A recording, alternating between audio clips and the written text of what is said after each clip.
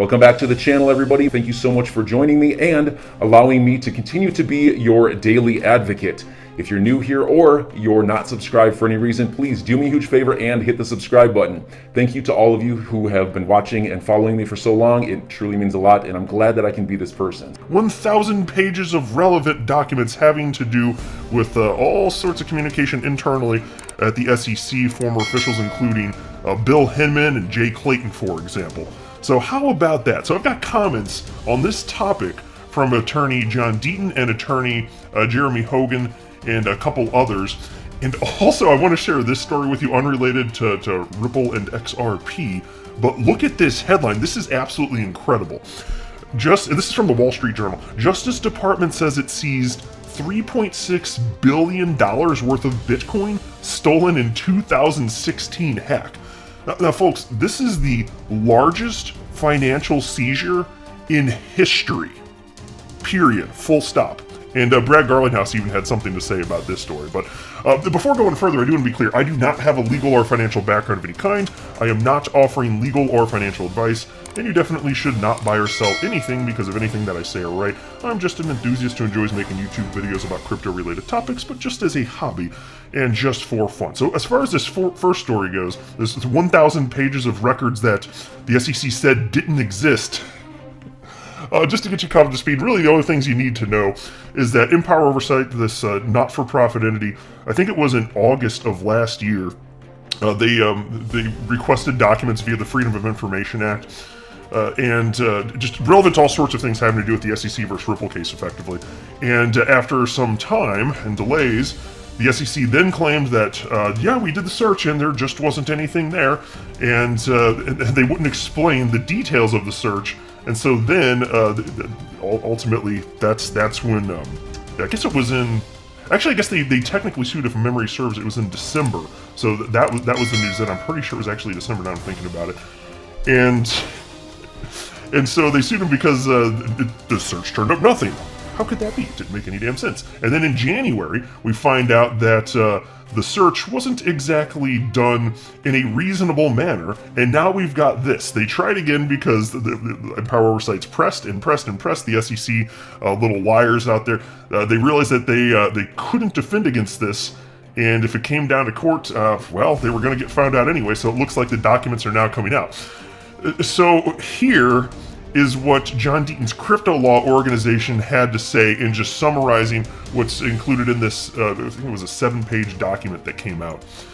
And so here it is from John Deaton's crypto law. Breaking, document released by Empower Oversight reveals SEC found approximately 1,000 pages of records detailing communications between William Hinman and Simpson Thacher while he was in office. Think about it, while he's in office, responsive to Watchdog Group's Freedom of Information Act request. A document appears to be a letter memorializing apparently combative conversations between Empower Oversight and SEC staff over claims of no responsive documents, now subject of litigation in group's investigation of potential conflicts of interest in Hinman, Clayton, and Berger. And folks, we're all aware of this. I've stopped short of saying that there's anything illegal that occurred because I don't have sufficient evidence for that. I just don't. But the looks of impropriety are very obvious. And the kickbacks and all the monetary benefit that these people ended up enjoying as a result of the policy that they set while they were in power at the SEC, it looks highly suspicious, right? So, go figure. Anyway, crypto law continues here. On a January 28th call, SEC staff claimed an error in previous search was corrected, and the more than 1,000 documents were uncovered linked to the Hinman-Simpson-Thacher request. Other searches ongoing. Empower Oversight further demanded details on such methods. Then you can read the notes, you can read the full documents below in the link, and so it's just astonishing. And so here's the official Empower Oversight's Twitter account. And so they retweeted that thread and wrote the following. This admission from SEC means its previous no records response was false, And you can see right here, I'll make this full screen. This is the image that Crypto Law shared. Here's the relevant portion underlined. During the call, Ms. Verdi and Mr. Tallarico asserted that the SEC has reviewed the record searches, identified an error with them, and after correcting for the error, had located approximately 1,000 pages of records. Well, isn't it funny how that works out? Now, Attorney John Deaton had something to say about this, and he wrote the following. Please read the written appeal that Jason Foster at Empower Oversight served on the SEC. And this is Jason Foster right here, founder and president of Empower Oversight. And then John Deaton continues and he wrote, "It's the best Freedom of Information Act lawyering I've ever seen. This case has never been about whether XRP was or is a security. Now it's about democracy, freedom, transparency, and a free market system." Yeah, ain't that the truth? And then there's another tweet from John Deaton on this topic, and he tagged Patrick Bet-David, who runs a popular podcast, PBD podcast, all up on the YouTubes. And John Deaton was a guest on there in December, actually, just this past December. And so they talked about all sorts of stuff. If you haven't checked that out, it's actually a good watch. You just type in PBD podcast on Twitter, you'll find the channel. And again, the episode is in December, so you just scroll back a little bit, you'll be able to find it. But anyway, so he tagged Patrick Bet-David on Twitter and wrote, "Remember how we discussed the gross appearances of impropriety and conflicts of interest related to the SEC and Ripple/XRP case? It's becoming even more blatantly obvious former leaders of the SEC abused their positions, but the cover-up might be worse." Ain't that the truth? And then there was this. Here you have, in response to that Crypto Law Twitter thread that I shared with you, Blockchain Trucker tagged Attorney Jeremy Hogan and wrote, "Do that thing you do where you make mumbo jumbo make sense. Thanks, man." And Attorney Jeremy Hogan did respond and he wrote the following. "So you think your girlfriend is cheating on you with a guy named John and ask her to search her phone for any communications with John. She says, well, I checked Facebook and I never messaged any guy named John. And now you're asking her to check text messages also." Completely ridiculous. I mean, I love that. No, that's a great comment. What I mean is, this is effectively what the SEC did, right? Running a faulty search here. And then Crypto Law actually responded to that and wrote, "And she claims she thought you said John, J-O-N, when it's J-O-H-N, and corrected her error and found 1,000 text messages." Good stuff here. And then there was this from Rosalind Layton, who is a writer for Forbes, among other things. I've shared a lot of her work over the last year when she's written articles about the SEC versus Ripple case. And on this topic, she wrote the following. "So, XRP was always a security, which was purportedly obvious since 2013, even though SEC didn't know until December 2020. Hinman said we, but meant I, and now no responsive documents is actually 1,000 pages of records. SEC arrogance is astounding." Yeah, no kidding, absolutely hitting the nail on the head. And here's a tweet from Eleanor Tarrant with Fox Business, and she wrote the following. "The no records blunder by the SEC doesn't surprise me. As I've said before, the agency was fairly responsive in the early days of Charles Gasparino and my Fox Business investigation, but then went radio silent when asked to comment or correct our facts." Yeah, exactly. They're completely non-responsive, which is just offensive on its face.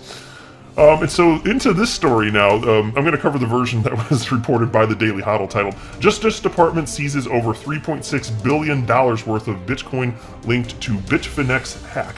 And actually, before I read it, I'm going to share with you Ripple CEO Brad Garlinghouse's comment on this topic, and he wrote, "To see a statement like this is incredible and reaffirming to so many in the space using crypto for good, after years of FUD, that's fear, uncertainty, and doubt, that crypto is only for criminals." Yeah, well, let me tell you something, folks. As it turns out, using crypto for nefarious intent is stupid. S-T-O-O-P-I-D, stupid, because you can track it, unless you're talking about perhaps a privacy coin, fine, but you're talking about like the likes of Bitcoin. It leaves a record, a verifiable public record. You can see where it's moving. It's stupid to steal Bitcoin or use it for nefarious intent. You're going to get caught eventually, in all likelihood. Not worth the risk, man. I'm just saying. Anyway, piece reads as follows. The U.S. Justice Department has seized $3.6 billion worth of Bitcoin, marking the largest seizure of cryptocurrency of all time and the biggest financial seizure ever. In a statement, The Justice Department says it seized over 119,754 Bitcoin from 34-year-old Ilya Lichtenstein and his wife, 31-year-old Heather Morgan. The Bitcoin seized by the feds was directly linked to the Bitfinex hack of 2016, when the crypto exchange experienced the biggest digital asset hack in history. According to court documents seen by the Justice Department, Lichtenstein and Morgan allegedly attempted to launder Bitcoin that was stolen from Bitfinex after a hacker breached the exchange's systems, and then sent the stolen crypto to a wallet under Lichtenstein's control in over 2,000 unauthorized transactions. And actually, let me show you this picture before we go in further into the story, because I find this hilarious. This is fake, obviously, but if you can look at your screen, there's several police officers standing in front of a table with with the following tweet from somebody named Matt. Great name, Matt. And this guy wrote, "Leaked picture of the Department of Justice posing with the $3.6 billion Bitcoin bust." And it's just these four officers standing in front of a table with a Ledger Nano S on the table. I just got a kick out of it. I was like, there you go. Standing in front of the bust. It's just a Ledger, a little hardware wallet. You gotta love that. Anyway, so here's a quote from that piece, though. "Over the last 5 years, approximately 25,000 of those stolen Bitcoin were transferred out of Liechtenstein's wallet via a complicated money laundering process that ended with some of the stolen funds being deposited into financial accounts controlled by Liechtenstein and Morgan. The remainder of the stolen funds, comprising more than 94,000 Bitcoin, remained in the wallet used to receive and store the illegal proceeds from the hack. After the execution of court-authorized search warrants of online accounts controlled by Liechtenstein and Morgan, special agents obtained access to files within an online account controlled by Liechtenstein." That's the end of the quote, and then the piece continues. The department says that the files seized by the agents contained the private keys required to access the alleged money launderers' crypto wallets and recover the Bitcoin. Well, how about that? That worked out. After allegedly getting a hold of the stolen Bitcoin, the feds say that Liechtenstein and Morgan used a series of complex strategies to try and obfuscate their digital paper trail, including sending the crypto to darknet markets, utilizing fake identities, and using US-based business accounts to legitimize their banking activity. Last week, the stolen Bitcoin was spotted moving around the blockchain in a flurry of massive transactions. Currently, it's unclear whether the activity was related to the US government seizing the Bitcoin. The two suspects are charged with conspiracy to commit money laundering, a crime that carries a maximum sentence of 20 years in prison, plus conspiracy to defraud the United States, which carries a maximum sentence of 5 years in prison. Whew. Crime don't pay, folks. FBI Deputy Director Paul M. Abate warns aspiring crypto money launderers that U.S. authorities have the ability to prevent illicit digital activity. And here's a quote: "Criminals always leave tracks. And today's case is a reminder that the FBI has the tools to follow the digital trail, wherever it may lead.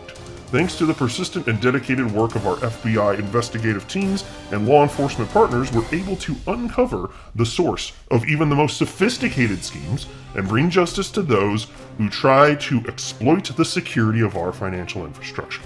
And so all I got to say about that is that I think my grandpappy was right. You know what my grandpappy used to say? My grandpappy used to say, "People are no damn good." So enjoy your day, everybody. I'm always here for you. Leave any comments or questions below, and be sure to subscribe. But thanks, everybody. I really appreciate you. Enjoy your day, and I always have your back. So thanks so much, everybody.